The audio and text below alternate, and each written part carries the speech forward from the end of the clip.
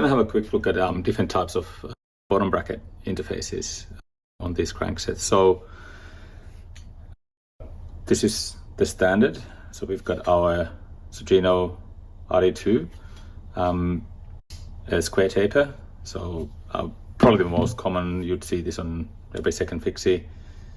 You've got your square taper bottom bracket like this, and obviously the way this interfaces with the crank is you just slot it on, tighten the crank bolt, and then use a crank puller to then later on get the crank off that spindle.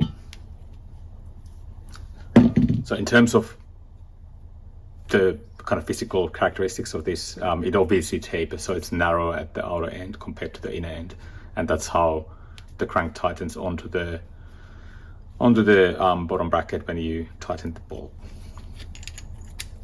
That's just ABP components, very standard 68mm bottom bracket. That's I think 103, I'm pretty sure. No, that's 107. So that's a square taper. The next one I've got here is kind of a little bit more interesting. So this is a Dura-Ace track crank.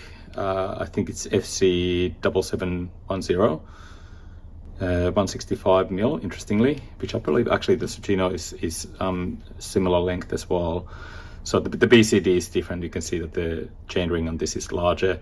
But what this has got, if I just take the middle parts out, whether you can see that on the camera or not. So this is an Octalink.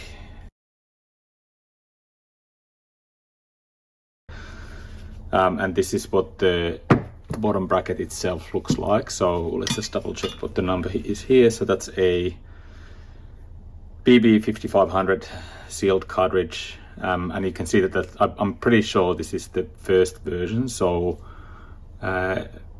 version 1 of the Octalink. So it's got the 8 splines here that interface with the crank itself. The thing that is different about this compared to the square taper, you don't need, and I don't think that's an Octalink feature, that's more this particular crank set. You don't need a crank puller because you actually use the cap to turn the crank bolt against. So you leave the cap tight, and then you just undo the inner crank bolt there, and that'll pull the crank off the spindle of the bottom bracket. So that's how this one works. Kind of old school now, probably, I don't know, 15-year-old tech or something like that. But this is actually nice and smooth. Came off a bike. Let's just put these back. So that's my non-drive side, and that's the drive side.